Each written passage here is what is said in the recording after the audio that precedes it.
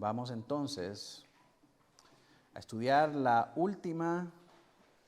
tercera y última plenaria de esta tarde. Tiene que ver con el tema ¿por qué las familias deben adorar a Dios? Cuando pensamos en este tema para instruir a la iglesia, pensamos en la necesidad de que la iglesia pudiera ver la importancia y fuera animada hacia practicar esto y que pudiéramos salir de acá exhortados a poder ponerlo en práctica en nuestros hogares. Porque sin duda somos presa fácil del desánimo y las diferentes agendas y el diferente ritmo de vida de cada familia nos lleva a muchas veces olvidar la importancia de esto, no hacer el esfuerzo que el Señor demanda de nosotros y olvidar o negligenciar lo que Dios nos ha mandado hacer. Ahora ya vimos con el hermano Carlos la situación actual de las familias, cómo el mundo se encarga constantemente de bombardearnos y de distorsionar nuestra teología de la familia, adoctrinándonos, con lo que la familia es para el mundo y lo que la familia debería hacer, y diciéndonos que la iglesia, ni el pastor, ni Dios tiene por qué meterse en la familia porque mi familia es mía. ¿Verdad? Y aunque están en contra del adoctrinamiento cristiano, están a favor del adoctrinamiento del mundo, que pelea contra los valores cristianos para distorsionar el concepto de familia que Dios ha establecido en su palabra. Vimos eso con el hermano Carlos, cómo hay una guerra entre lo que Dios dice y lo que el mundo quiere hacer de las familias, y cómo esa guerra ha pasado factura a las familias cristianas aún de hoy, ¿verdad? Porque muchos tratan de vivir únicamente como dijo el hermano Noé, solo por cumplir, ¿verdad? Solo ir a la iglesia y ya estuvo. Ya esa es mi cuota de responsabilidad como familia cristiana. Ya fuimos el domingo, somos una familia cristiana. Y el resto de la semana, el resto del tiempo, ni siquiera reconocemos la soberanía de Dios en nuestras vidas. Y aunque ponemos frases motivadoras en Facebook y en Instagram, mi familia, el centro de mi vida, Dios es el centro de mi familia y todo lo demás, solo nos acordamos de Dios el domingo en la mañana. Y esa es la realidad que viven la mayoría de las familias cristianas. Como dijo el hermano Carlos en la investigación de este grupo que se dedica a hacer investigación en las iglesias, 40% de los cristianos son nominales en Estados Unidos. Estados Unidos siempre es el que marca la tendencia, y lo que es cierto en aquel país viene siendo prácticamente por inferencia lo mismo en nuestros países. Me atrevería a decir que incluso en nuestros países el porcentaje de cristianos nominales es más alto todavía, no es 40%. Porque usted va aquí a la calle y todo el mundo le va a decir que es cristiano. Y cuando hablamos de nominales, nos referimos a cristianos que solo son cristianos de nombre. Ahora, se identifican como cristianos porque nacieron en hogares cristianos, pero no van a la iglesia. O dicen, yo soy miembro de tal iglesia porque es la iglesia de moda en la ciudad. Pero realmente no tienen ningún apego, ninguna raíz, ningún compromiso con ninguna iglesia. Por eso son nominales. Son cristianos solamente de nombre. Por otro lado, vimos con el hermano Noé cómo la adoración familiar ha sido una parte fundamental de las unidades vinculantes de los grupos que comparten afinidad sanguínea o afinidad armoniosa, como lo son las familias, las lenguas, las tribus, las naciones. Todos esos grupos han tenido a lo largo de la historia de la redención la adoración a Dios como familia, como parte central, no solamente de lo que ellos hacen, sino de lo que ellos son. La historia del Antiguo Testamento nos muestra cómo todo lo que Dios desarrolla en el marco de su plan redentivo tiene que ver con las familias. Tiene que ver con las familias. Desde que le da la promesa de la redención a Eva, habla de su simiente. Habla de la redención para sus hijos. Cuando aparta a Abraham para él, le dice que la bendición de Abraham va a ser para su simiente. Para una simiente tan numerosa como las estrellas y tan numerosa como la arena, haciendo referencia a una simiente celestial y a una simiente terrenal. Y en todo el desarrollo de ese pacto de Dios, vemos que Dios siempre trata con las familias. Le dice a David, nunca se apartará de tu casa el reino.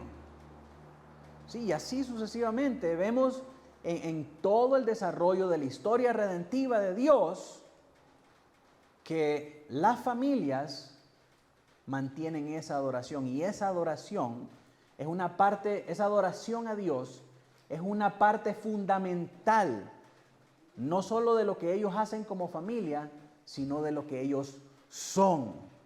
Entonces eso nos tiene que decir a nosotros, mis hermanos, que el significado verdadero y el propósito verdadero de una familia verdadera, de acuerdo a la definición de Dios, solamente tiene sentido en la manera en cómo esa familia adora a Dios. Porque ser una familia establecida por Dios a la manera de Dios necesariamente implica que esa familia tiene que adorar a Dios. Sí, porque Dios fue quien la constituyó como familia. Dios es el inventor del término familia. Y entonces Dios es el único que tiene el derecho para decir qué va y qué no va en una familia. Qué es una familia y qué no es una familia. Qué debe de hacer una familia y qué no debe de hacer una familia. Entonces vimos con el hermano Coca cómo el mundo está atacando a las familias y cuál es la situación decadente de las familias, aún cristianas, en el día de hoy. Así que nadie se salva. Todos estamos en esta guerra y todos en algún momento vamos a ser salpicados por estos ataques. Estos ataques van a llegar a nuestra familia. Entonces, el hermano Carlos nos hablaba de la necesidad de contrarrestar esos ataques a través de la adoración familiar. Esa es la respuesta. Esa es la respuesta. Y por otro lado, el hermano Noé nos dice que esa ha sido la fórmula de éxito de antaño. Que la adoración familiar esté vinculada a lo que hacemos como familia y a lo que somos como familia.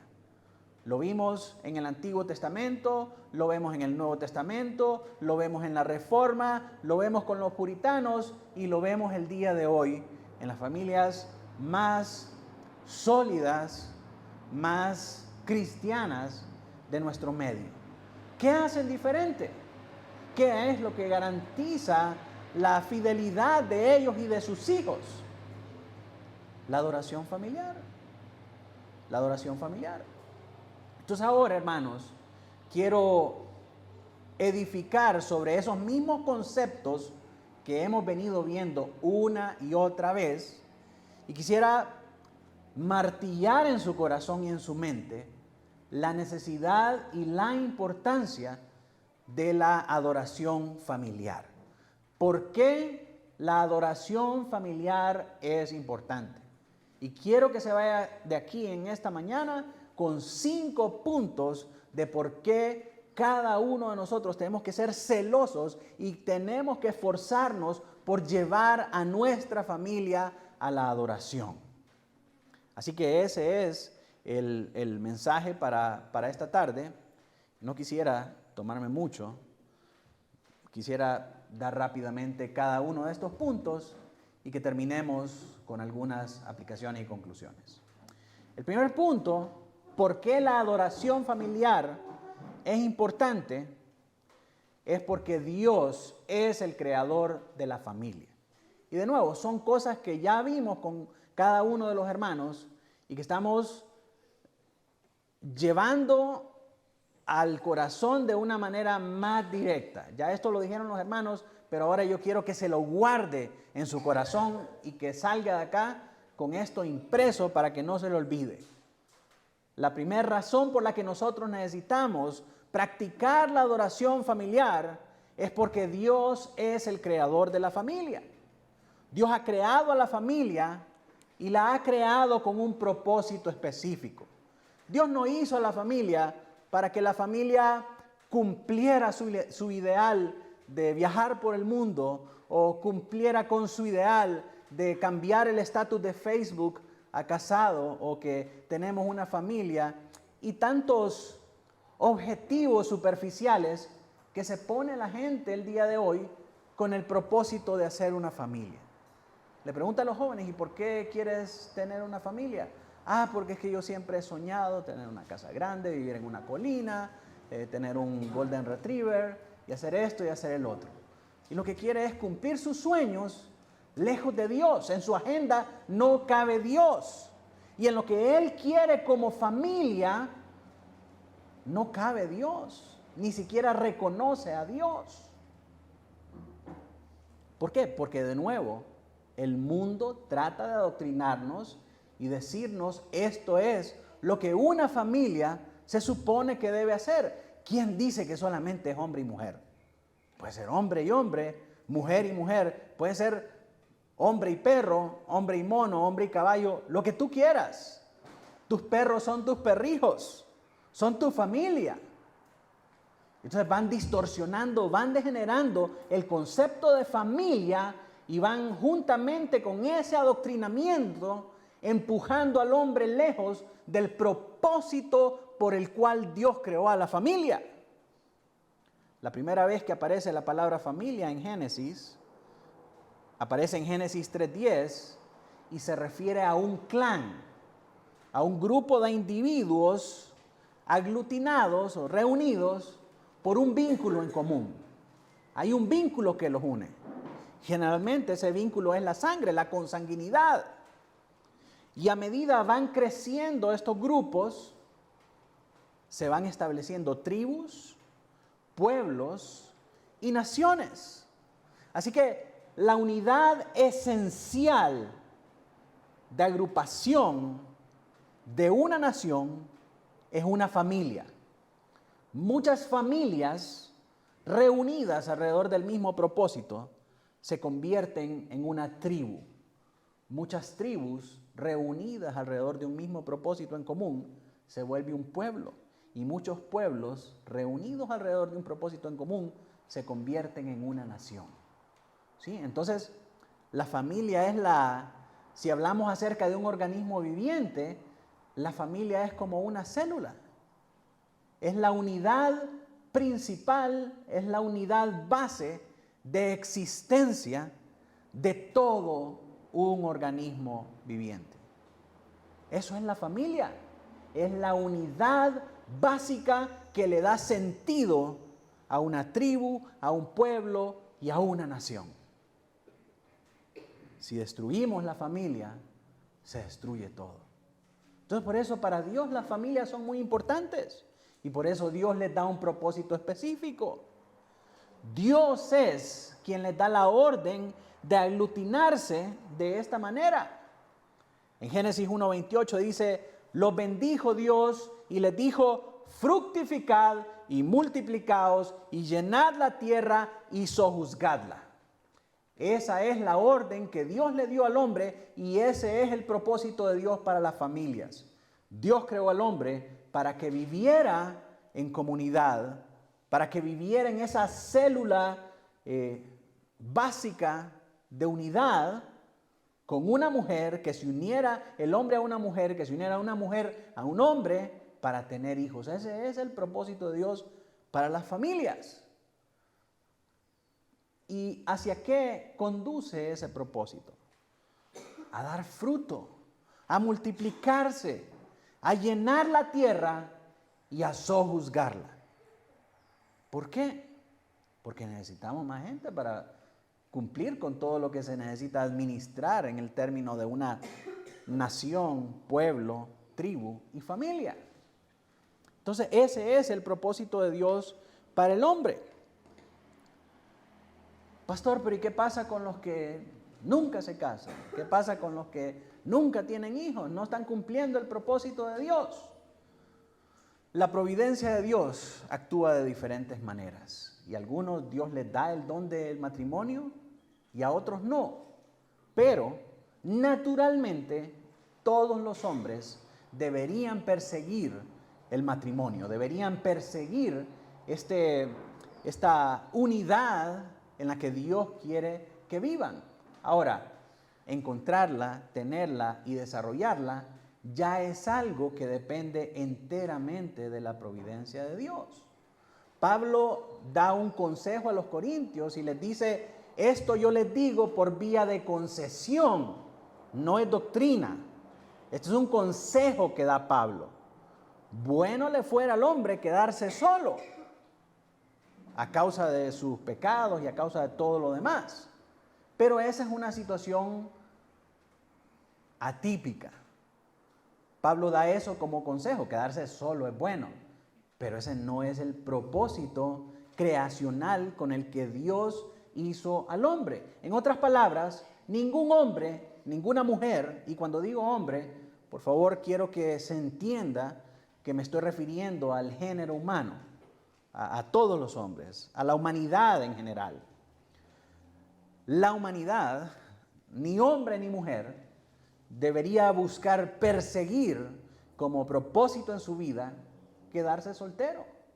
¿Por qué? Porque Dios lo hizo para vivir en el término de esta comunidad que Él llamó familia, para cumplir con el propósito creacional para el que puso al hombre en su creación.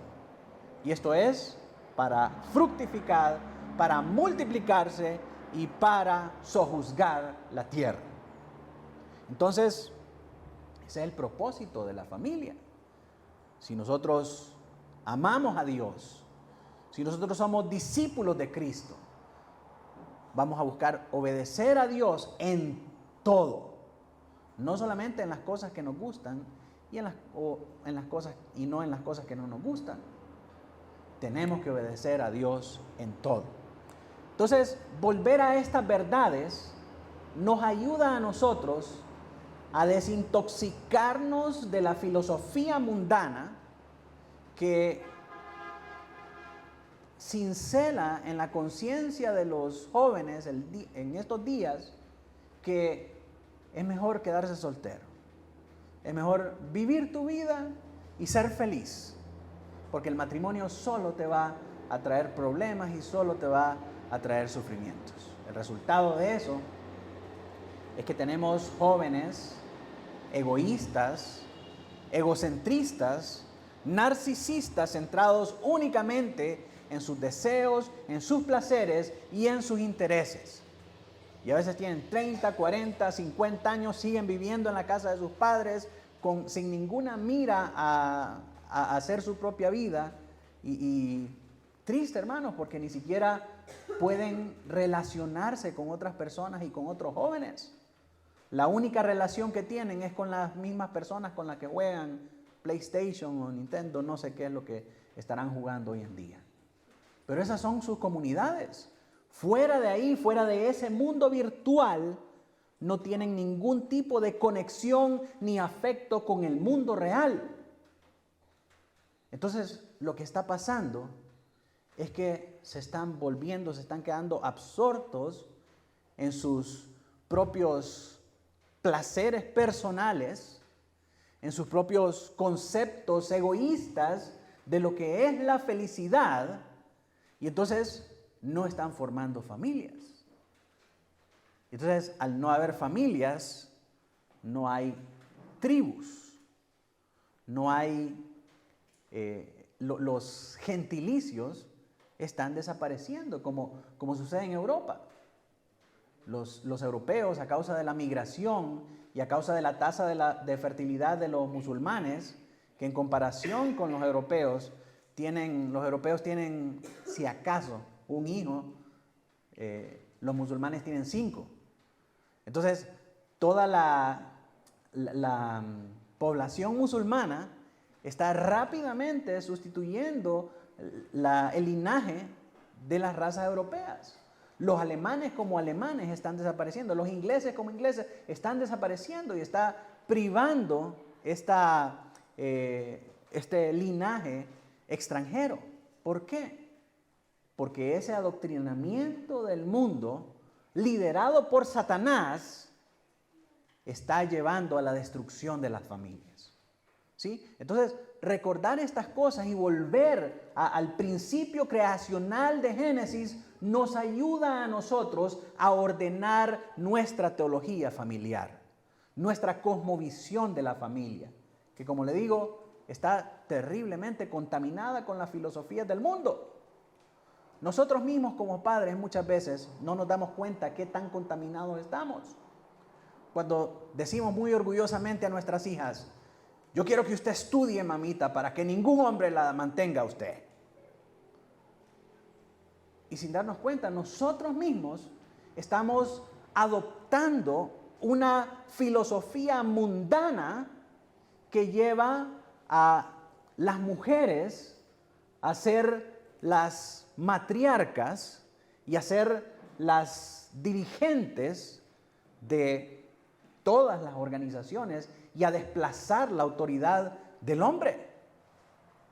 ¿Por qué? Porque no estamos conscientes del impacto, no estamos conscientes de hasta dónde va a llegar ese tipo de filosofía. Y está bien que usted quiera que lo mejor para su hija, y está bien que procuremos que esté bien. Pero lo que tenemos que enseñarle no es que ella usurpe el lugar y la autoridad de un hombre, sino que busque un hombre bíblico que pueda liderarla como la Escritura manda que las familias sean. No que se busque un... ¿cuál es la palabra? Mandilón. Gracias, hermana.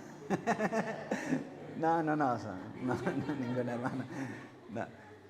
Lo que debemos evitar, hermanos, es eso, ¿verdad? No animar ese tipo de situaciones. Instruir bien a nuestros hijos acerca de que hay un modelo bíblico para que las cosas funcionen, porque así lo ha predestinado Dios. Y la manera en cómo Dios dice que las cosas tienen que ser para las familias, funciona. Funciona.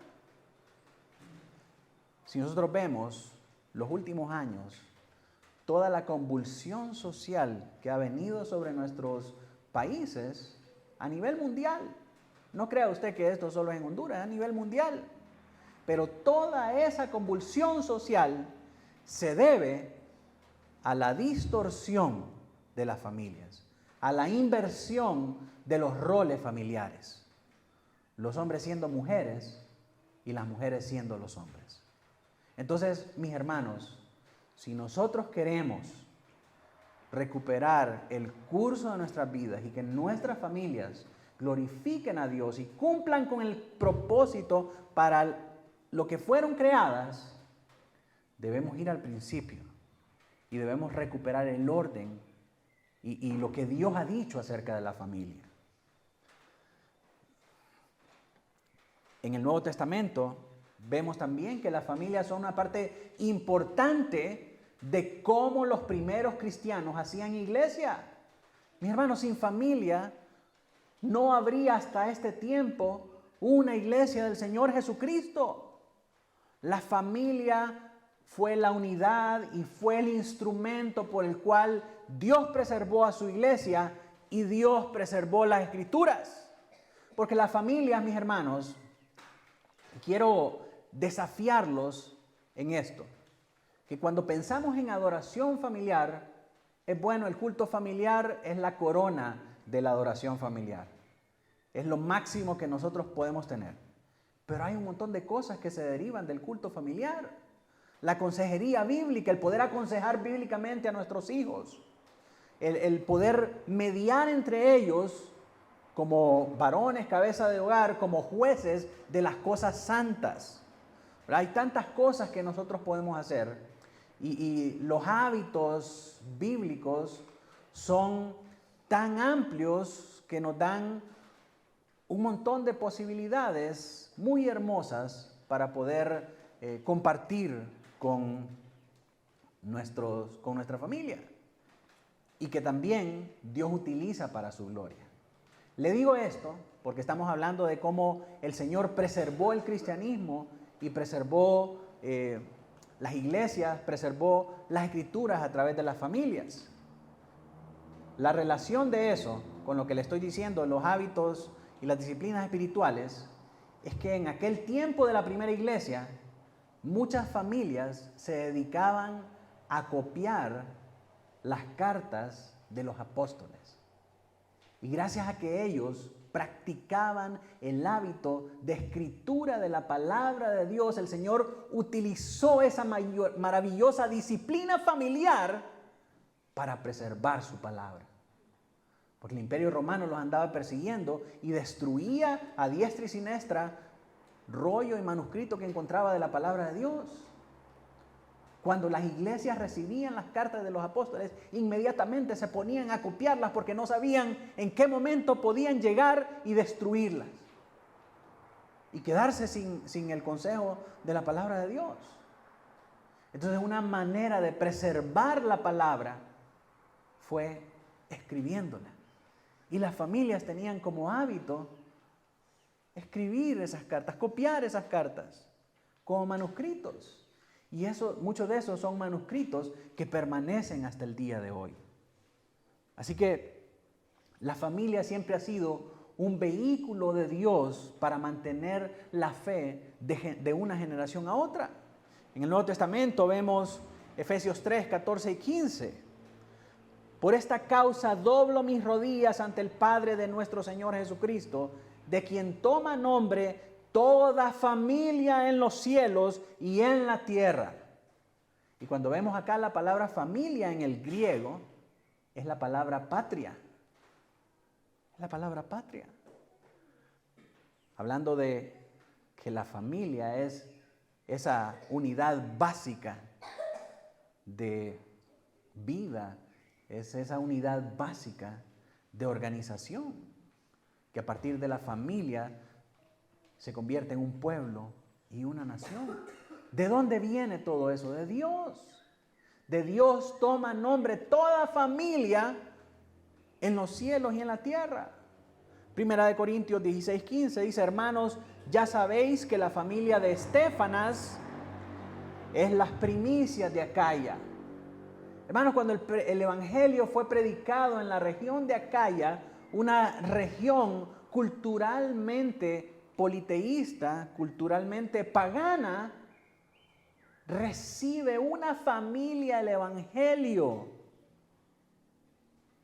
Esa familia fue el instrumento de Dios para plantar ahí una iglesia desde donde se predicara el evangelio a toda la región.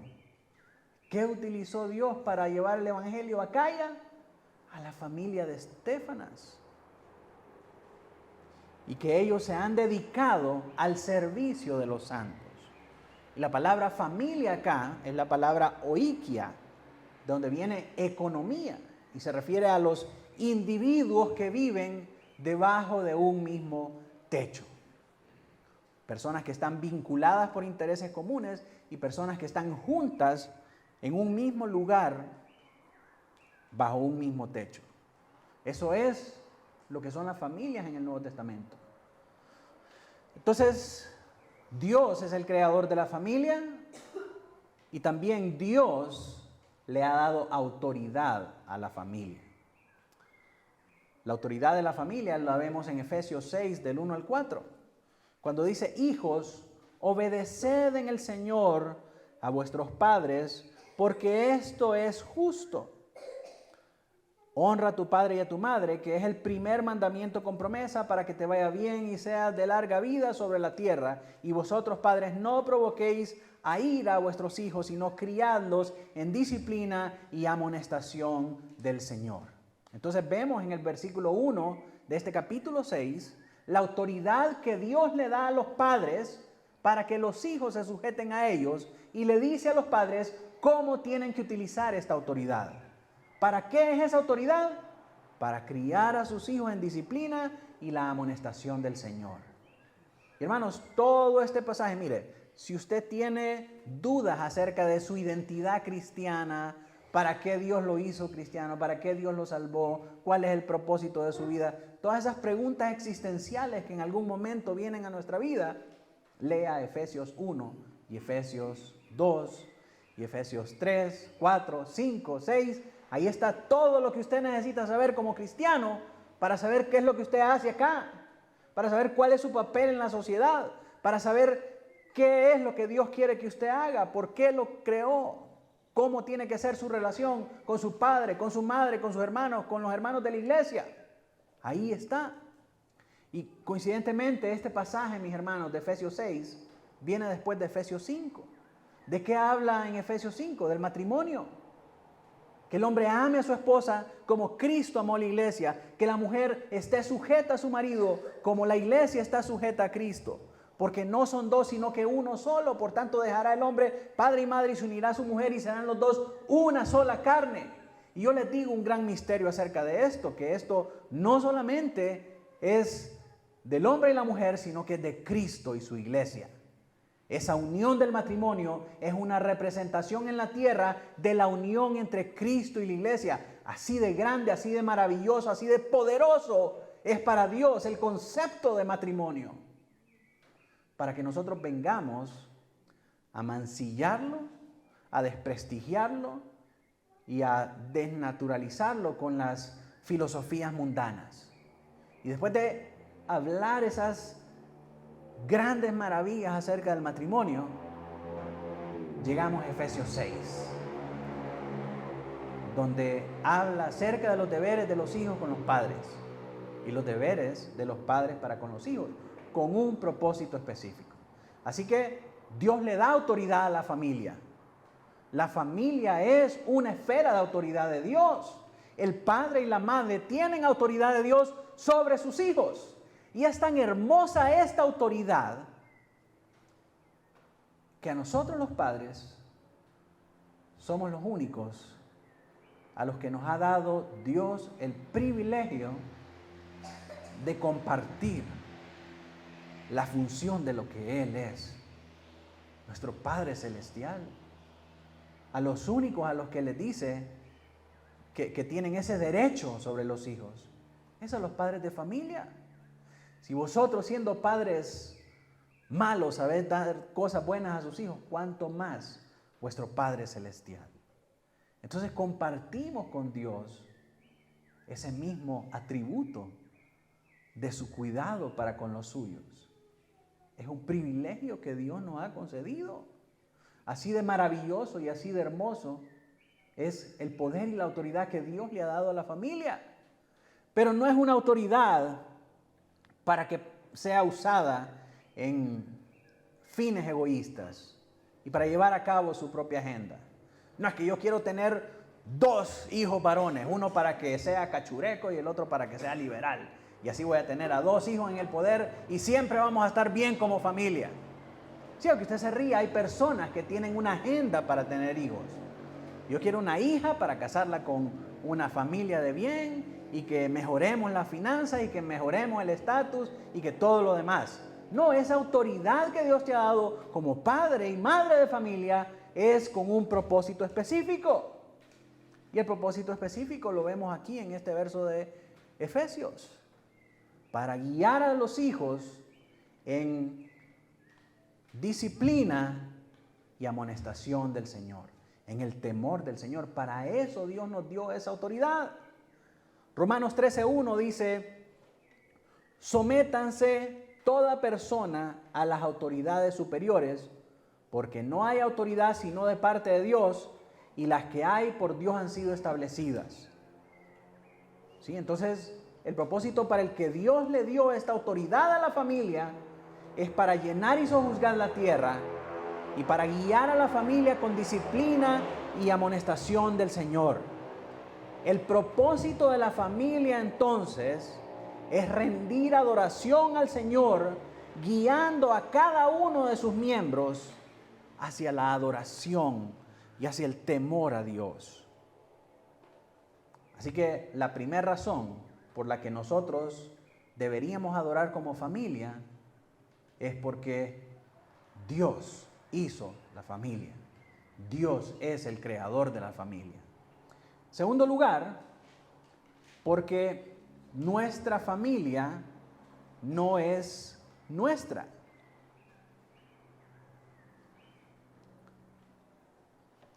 ¿Por qué? Porque Él es Dios. ¿Por qué no es nuestra? Si yo engendré a mi hijo, mi esposa lo tuve, entonces nosotros tenemos derecho a decir qué es lo que va a pasar con esta familia. No, tu familia no es tuya. ¿Por qué?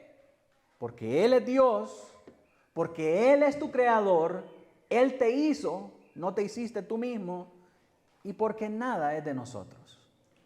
¿Sí? Si a usted no le gusta eso, váyase a otro lado y cree su espacio y cree sus cosas y ponga sus reglas. No puede, ¿verdad? Entonces tiene que sujetarse al Creador. Tiene que sujetarse al que sí puede crear. Salmo 24:1 dice: de Jehová es la tierra y su plenitud, el mundo y los que en él habitan. Todo es del Señor. Nosotros, usted y yo, somos lo menos nuestro que poseemos. Si usted piensa que usted está encargado, usted es quien menos manda. Usted no se posee a usted mismo. Si usted no se posee a usted mismo, ¿qué lo hace pensar que usted tiene derecho de posesión sobre su familia? No tiene ninguno. Su familia es de Dios. ¿Por qué? Porque usted y los suyos son de Dios. Porque Dios es el creador. Así que si podemos afirmar que somos de Jehová, si nosotros creemos eso, ¿cuál es el problema entonces de afirmar que nuestra familia es de Él? ¿Usted cree que usted es de Dios? ¿Usted cree que todo es de Dios? Sí. Yo puedo afirmar eso. ¿Puede usted afirmar eso? Si usted es de Dios y si su familia es de Dios, ¿por qué no sirve a Dios? ¿Por qué no obedece lo que Dios dice para usted y su familia? ¿Por qué piensa que puede irse el domingo, día del Señor, a hacer lo que usted quiera? Olvidando y pasando por alto y tirando a la basura lo que Dios ha dicho que quiere que la familia haga. ¿Qué le hace pensar que usted tiene derecho a reclamar lo que no es suyo? A reclamar como suyo lo que es de Dios. Su domingo no es suyo, es de Dios. Su familia no es suya, es de Dios. Su vida no es suya, es de Dios.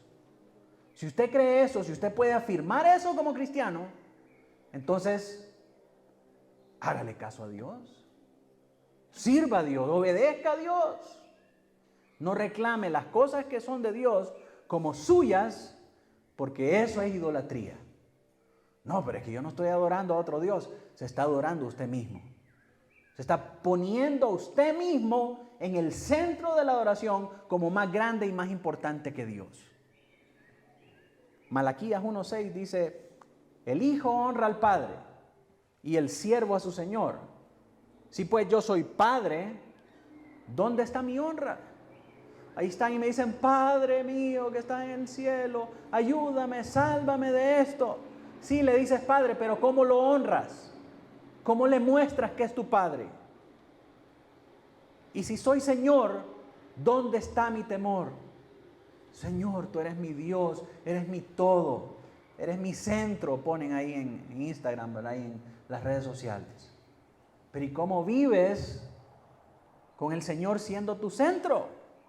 ¿Cómo demuestra tu afirmación que efectivamente Dios es el centro de tu vida? Que efectivamente Dios es el Señor de tu vida. Entonces dice el Señor: si me dices Señor, ¿dónde está el temor que me tienes? Dice Jehová de los ejércitos: a vosotros, oh sacerdotes, que menospreciáis mi nombre y decís: ¿en qué te hemos menospreciado tu nombre? Y el Señor les contesta: en que son unos ladrones, en que me roban lo que es destinado para hacer servicio a mí. ¿En qué te hemos robado, Señor? En que se roban las ofrendas. Ese es el reclamo que el Señor le hace a los sacerdotes. Y mis hermanos, Dios no quiera que ese sea el reclamo que nos haga a nosotros. El Señor viene y dice: a todos vosotros que menospreciáis mi nombre. Decimos: Señor, ¿y en qué te hemos menospreciado? Si fuimos al retiro, si fuimos a la iglesia el domingo, si damos nuestros diezmos, ¿en qué te hemos menospreciado? En que me han robado. ¿En qué me han robado? En que no han guardado mi día, en que no han destinado a su familia al servicio y a la adoración para mí. Han hecho lo que bien les ha parecido, como los jueces. Este es un reclamo muy fuerte, hermanos, de parte del Señor. Pero lo que quiero que mire es que ninguno de nosotros tiene derecho a reclamar la propiedad del Señor como nuestra. Nuestras vidas, nuestras familias, nuestros días son del Señor. Así que debemos adorar al Señor, hermanos, porque Dios es el creador de la familia y porque nuestras familias no son de nosotros, sino que son de Dios. Dios le va a pedir cuenta a usted de cómo administra los bienes y las bendiciones que Él le dio. Y eso incluye su familia. Eso incluye su familia. Muchos dicen: ay, yo no sé por qué estos niños se me perdieron y son tan terribles. Si desde chiquitos los llevaba a la iglesia, desde chiquitos estaban ahí en la iglesia. Es que no solo es de llevarlos a la iglesia. Y el hermano Noé habló acerca de esto. La razón por la que nuestros hijos se pierden cuando llegan a grandes es por dos cosas. Número uno, porque miran hipocresía en sus padres, es decir, que lo que son en la iglesia no refleja esa misma vida en la casa. Y dos, porque son legalistas, ¿verdad? Porque quieren que haga las cosas a la fuerza, porque así hay que hacerlo, porque esto es celo sin amor. Como vimos a Israel ejercitando la disciplina sobre Benjamín. Y al final esa restauración, vamos a ver mañana, que causó más daño que bien. Eso es cuando el mal, el remedio es peor que la enfermedad. ¿Verdad? Entonces por eso se apartan nuestros hijos. Si usted encuentra a alguien y le dice: mire que mis hijos yo los llevaba a la iglesia desde pequeños y yo no sé por qué ahora ya grandes no quieren ir a la iglesia. No quieren ir porque miran la hipocresía en sus padres y porque sus padres fueron unos legalistas, que solamente les importaba guardar las apariencias externas. Y entonces los hacían hacer cosas que ni ellos mismos estaban dispuestos a hacer. Y mis hermanos, aquí es cabal, es parejo para todos. Al primero que le cae es a mí. Porque muchas veces yo he tenido actitudes hipócritas y actitudes legalistas con mis hijos. Y de esto necesitamos arrepentirnos desde mí hasta el último que está atrás. Todos, constantemente tenemos que examinar nuestras vidas para saber si lo que estamos viviendo es una verdadera vida cristiana o una hipocresía religiosa. Y si estamos viviendo en una hipocresía religiosa, arrepentirnos y venir a Cristo. ¿Amén? Bueno, pues. Mis hermanos, esto nos lleva a tomar una decisión trascendental. No podemos ser de Dios o no podemos afirmar ser de Dios y servir al diablo. ¿No es mejor que nuestra familia sea de Dios y no que sea del diablo? La decisión trascendental a la que tenemos que llegar es a la que hace Josué en Josué 24:15. Y si mal os parece servir a Jehová, escogeos hoy a quien sirváis. Si a los dioses a quienes sirvieron vuestros padres cuando estuvieron al otro lado del río, o a los dioses de los amorreos en cuya tierra habitáis. Pero yo y mi casa serviremos a Jehová. Y eso no es fácil. Eso no es, como dicen las abuelitas, cucharada de trompudo. Cuesta. Difícil. Conciliar las agendas, los horarios, el ritmo de trabajo. Yo llego a mi casa, estoy cansado, llego de trabajar y tengo que seguir trabajando en las cosas de la iglesia. Cuesta. encontrar el tiempo cuesta, pero es necesario. Dios lo va a demandar de nosotros. En tercer lugar, entonces, número 1, porque Dios es el creador de la familia. Número 2, porque nuestra familia pertenece a Dios y no a nosotros. Y número 3, porque Dios le da mandatos específicos a la familia. Sí, piensen esto. Dios dedica gran parte de la Biblia a dar mandamientos específicos a las familias, no a los individuos. Y por familias entiende padre, madre e hijos. No hombre y perro, mujer y caballo, hombre y hombre, mujer y mujer. No. Le da la instrucción a la cabeza del hogar para que sea seguida por todos sus descendientes. Efesios 5:22 dice: las casadas estén sujetas a sus propios maridos como al Señor. Como al Señor. O sea, es algo sumamente delicado, sumamente importante, que se lo da específicamente a este núcleo familiar. Efesios 5:25, maridos, no se quedan fuera. Amad a vuestras mujeres, así como Cristo amó a la iglesia y se entregó a sí mismo por ella. Efesios 5, del 30 al 31, porque somos miembros de su cuerpo, de su carne y de sus huesos. Por eso dejará el hombre a su padre y a su madre y se unirá a su mujer, y los dos serán una sola carne.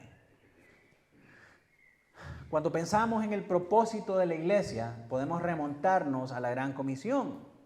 Mateo 28:19, cuando el Señor le dice a sus discípulos: id por todo el mundo predicando el evangelio, bautizando a toda criatura en el nombre del Padre, del Hijo y del Espíritu Santo, y enseñándoles a guardar todas las cosas que yo les he enseñado, y he aquí yo estoy con vosotros hasta el fin del mundo. Ese mandato, esa comisión, específicamente nos lleva a que cumplamos con todos los mandamientos, ¿sí? Inmediatamente asume la necesidad de una iglesia, porque fuera de la iglesia no se pueden cumplir todos los mandamientos. Automáticamente ahí está, si usted dice la iglesia no es necesaria para cumplir con la gran comisión, ahí automáticamente está dejando fuera 31 mandamientos de cosas que tenemos que hacer unos a otros, orad unos por otros, sobrellevar los unos las cargas de los otros. Entonces no se puede obedecer perfectamente a Dios al margen de una iglesia. Necesitamos la iglesia. Entonces como iglesia, nos centramos en esa comisión que Dios nos mandó. Es enseñarle a todos los discípulos a obedecer a todos los mandamientos que el Señor dejó. Y entre todos esos mandamientos están los mandamientos que son específicamente para las familias. Así que, ¿por qué necesitamos adorar como familias?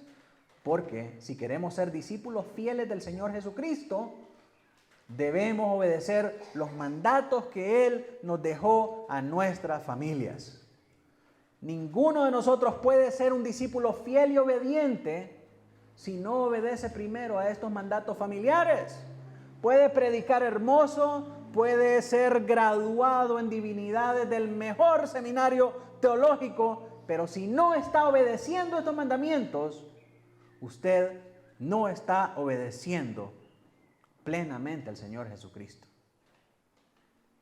Entonces, si usted quiere obedecer al Señor Jesucristo plenamente, necesita obedecer los mandamientos familiares.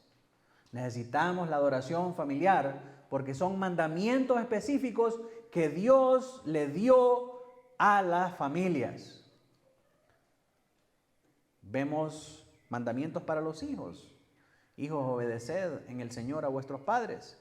Les dice, ¿por qué? Porque esto es justo. Honra a tu padre y a tu madre, que es el primer mandamiento con promesa.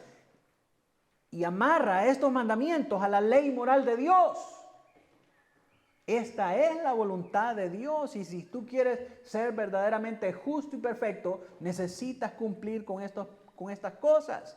Y no solo esto, no solamente tienes que hacerlo porque el Señor lo demanda, que esa es la primera prioridad, pero también porque hay bendición si tú lo haces.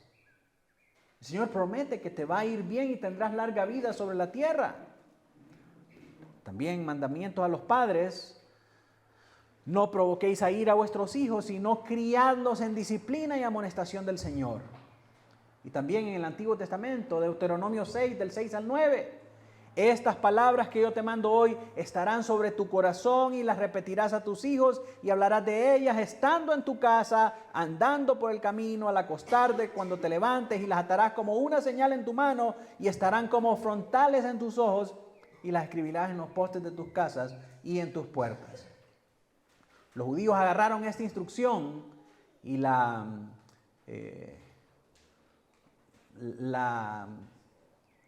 se dedicaron únicamente a que fuera algo externo y no que penetrara su corazón, porque ellos se amarran todas esas cosas que andan en la cabeza y las filacterias en las manos y ponen el mezuzá en la puerta. Pero yo puedo tener 1000 mezuzá en la puerta, puedo tener 1000 filacterias extendidas hasta los pies. Eso no es un indicativo de que yo guardo lo que el Señor me ha mandado en mi corazón. No solamente se trata de una apariencia externa, sino que se trata de obediencia en nuestros corazones. La importancia de esto es que si Dios le da mandatos específicos a la familia, es porque Él es el soberano legislador de la familia. Al ser creador del individuo y el creador del concepto de la institución de la familia, solo Dios tiene el derecho a mandar sobre ella. Por lo tanto, si Dios es legislador sobre nuestras vidas y nuestras familias, es nuestra responsabilidad y obligación obedecer lo que Él manda para ellas. Romanos 9:20 dice: mas antes, oh hombre, ¿quién eres tú para que alterques con Dios? Dirá el vaso de barro al que lo formó: ¿por qué me has hecho? Mi hermano, si Dios es el legislador, si Dios es el soberano sobre nuestra familia, ¿quién somos nosotros para estar discutiendo, altercando con Él y desobedeciendo lo que Él nos ha mandado? Dios es el soberano legislador sobre la iglesia, sobre nuestra familia, sobre nuestras vidas. Entonces, es responsabilidad y obligación, no es que si quiere, es obligación suya cumplir lo que Dios manda para nuestras vidas, para nuestra familia y para nuestra iglesia. ¿O acaso las leyes de tránsito del país o cualquier otra ley es opcional para usted? O sea, si quiero la cumplo y si no, no. No, ¿verdad? Es mandatoria, es arbitraria para nosotros. Tenemos que obedecer sí o sí. ¿Por qué? Porque Dios le ha dado autoridad al gobierno. De la misma manera, le ha dado autoridad a la familia también. Entonces, es nuestro deber, nuestra responsabilidad y nuestra obligación obedecer a esos mandamientos. Número 4, no todo es caña. Dios ha dado mandatos, Dios ha dado mandamientos para la familia, pero también hay bendiciones especiales que Dios ha dado para las familias. Entonces, ¿por qué necesitamos adorar? Porque Dios creó a la familia, porque nuestras familias no son nuestras, porque Él ha mandado cosas específicas para la familia, pero también porque Él da bendiciones especiales a la familia. Mi hermano, hemos visto en nuestro país casos en los que se ofrecen cosas gratis. Por ejemplo, el Día Nacional del Pollo. Y van a estar regalando pollo allá en aquel restaurante. Se hacen unas colas de gente por ir a traer su pollo. ¿Sí? ¿Quién, sabiendo que le van a dar algo bueno y gratis, no va y lo trae? ¿Sí? Si Dios promete estas cosas, estas ricas, abundantes, maravillosas y hermosas bendiciones para nosotros, ¿no las va a querer usted? Claro que sí. Entonces Dios ha dado bendiciones especiales a las familias. Desde el principio de los tiempos, Génesis 1:28, los bendijo Dios y les dijo: fructificad y multiplicaos, llenad la tierra y sojuzgadla, y señoread en los peces del mar, en las aves de los cielos y en todas las bestias que se mueven sobre la tierra. Génesis 9:1, bendijo Dios a Noé y a sus hijos y les dijo: fructificad y multiplicaos y llenad la tierra. Número 6, 22 y 27. Jehová habló a Moisés diciendo: habla a Aarón y a sus hijos y dile: así bendeciréis a los hijos de Israel, diciéndoles: Jehová te bendiga y te guarde, Jehová haga resplandecer su rostro sobre ti y tenga de ti misericordia, Jehová alce sobre ti su rostro y ponga en ti paz. Y pondrán mi nombre sobre los hijos de Israel y yo los bendeciré. Esta era una bendición especial del Señor para la familia de Israel. Primera de Crónicas 13:14. Y el arca de Dios estuvo con la familia de Obed-Edom en su casa 3 meses. Y bendijo Jehová la casa de Obed-Edom y todo lo que él tenía. ¿Sí? Hay bendiciones que el Señor ha dejado para la familia. Eso debería de ser suficiente, aliciente para que nosotros querramos adorar. Dios bendice a las familias, pero no todas las familias que adoran y sirven al Señor. Ahora, quiero hacer una aclaración con todo esto, porque no estoy diciendo que si alguien no tiene familia, entonces van a venir maldiciones sobre él. Estas bendiciones no van a venir. Y que si no la tiene, entonces tiene que apresurarse para conseguir una. Usted no tiene familia, vaya y mire a ver cómo consigue a un chico y hace su familia. O consigue una chica y hace su familia. No, eso es un error. Dios es un Dios personal. Su salvación es individual, no es familiar. Es solo que hay hermosas bendiciones y promesas para las familias que sirven a Dios. Así como las hay también individualmente, siendo la mayor de todas su salvación eterna. La diferencia de las bendiciones familiares es que son celebradas y compartidas entre todos. Aquellos que no tienen familia en la carne porque son huérfanos, pueden disfrutar esas bendiciones en el marco de una familia de la fe. Y por eso las iglesias también son tan importantes. Necesitamos tener esa clase de familia. Y número 5, vimos entonces, porque Dios es el creador de la familia, porque nuestra familia no es nuestra, porque Dios le da mandamientos especiales a las familias, porque Dios les da bendiciones especiales a las familias, pero adicionalmente a eso, y por encima de todo esto, porque Dios lo demanda de las familias. Dios quiere que todas las familias lo adoren. Primera de Crónicas 16, del 27 al 36. Tributad a Jehová, oh familias de los pueblos, dad a Jehová gloria y poder. Dad a Jehová la honra debida a su nombre. Traed ofrenda y venid delante de él. Postraos delante de Jehová en la hermosura de la santidad. Temed en su presencia toda la tierra. Dios quiere que las familias lo adoren de esta manera. Por lo tanto, nosotros entonces deberíamos, como familias, adorar a Dios. ¿Pero por qué? Porque Él nos hizo y somos hechura suya, dice Efesios 2:10. Mientras más nos alejamos de esta realidad, más vamos a sufrir. Y hay muchos ejemplos bíblicos. Tiene al hijo pródigo, tiene a Jonás, tiene a Moisés, tiene a Saulo de Tarso. Saulo, Saulo, ¿por qué me persigues? Dura cosa te es dar coces contra el aguijón. Mientras más nos apartemos de esta realidad, de que somos hechura de Dios y que tenemos que hacer lo que Dios nos ha hecho para que nosotros seamos, mientras más nos alejemos de eso, más vamos a sufrir. Entonces le pongo de ejemplo a estos personajes. El pródigo, Jonás, Moisés, Saulo y muchos más. Nos daremos cuenta que no somos dueños de nada cuando nos alejamos de Dios. Y necesitamos rendirnos ante Él. Porque al hacernos, Él tiene un plan para nosotros. Y su plan es mejor que el nuestro, aunque incluya sufrimiento. Porque ese plan que Él tiene para nosotros resulta en su propia gloria y en nuestra máxima satisfacción. Si fuimos creados para la alabanza de la gloria, como dice Efesios 1:6, hacer eso para lo que fuimos creados es lo único que nos va a llenar completamente como individuos.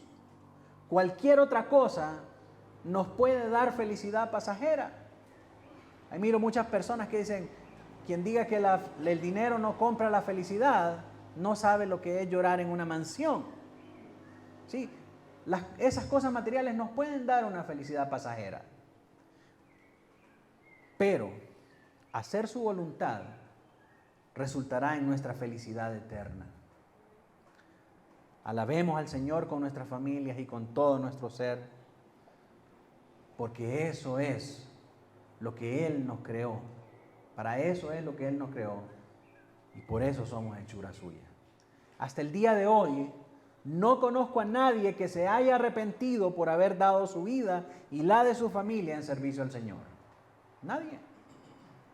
Como conclusión, Dios creó al hombre para glorificar a Dios y disfrutar de Él por toda la eternidad. La manera en la que el hombre puede cumplir con ese propósito es cumpliendo con su comisión creacional. ¿Cuál es esa? Llenando la tierra y sojuzgándola y criando a sus hijos en disciplina y amonestación del Señor. Así que esta comisión creacional se logra a partir de la familia. Dios le ha dado autoridad a la familia para criar a sus hijos en disciplina y temor del Señor. Esta es la manera en cómo una familia glorifica a Dios. Dios quiere que todas las familias le adoren, porque Él es el creador de la familia, porque nuestra familia no es nuestra, sino que es de Él, porque hay mandamientos específicos que Él le da a las familias, porque hay bendiciones especiales que Él les da a las familias y porque Él demanda que las familias lo adoren. Así que mis hermanos, la exhortación para esta tarde es que nosotros salgamos de acá motivados, reanimados, a que si hemos dejado de adorar con nuestra familia, si hemos faltado a nuestro deber, a nuestra responsabilidad y a nuestra obligación con Dios, que podamos retomar este sagrado privilegio que Él ha depositado en nosotros, sabiendo que nos va a pedir cuentas, sabiendo que es nuestro deber si nosotros queremos salvar las almas de nuestros preciosos hijos y sabiendo que Él ha prometido tantas ricas, abundantes y preciosas promesas de bendición si nosotros hacemos estas cosas. ¿No es justo entonces que nosotros le demos la gloria de vida a su nombre, no solamente con nuestras vidas, sino que con todas nuestras familias? Oremos al Señor. Señor Dios Trino, Padre poderoso de poder, de gloria y de bondad, te damos gracias porque has hablado estas verdades a nosotros ahora. Te pedimos, Señor, que las imprimas en nuestros corazones para que salgamos de acá, Señor, fortalecidos y motivados, Señor, para celebrar culto a tu nombre en nuestra familia, Señor, con nuestras esposas, con nuestros hijos. Que seamos, Señor, una nación, un pueblo, una tribu, una familia de la fe, santa, celosa de buenas obras, Señor, apartada para ti, que se goza en adorarte. Sabiendo, Señor, que tú has dado mandamientos específicos para nosotros, que también juntamente con esos mandamientos hay bendiciones preciosas. Ayúdanos a no olvidarnos de eso, Señor, a ser diligentes en guardar estas cosas, porque tú lo demandas de todas tus criaturas, Señor, porque no somos nuestros, ni nuestras familias son nuestras, Señor, porque tú eres el creador de todas las cosas, y a ti, solamente a ti, Señor, queremos glorificarte y adorarte. En Cristo Jesús te damos gracias. Amén y amén.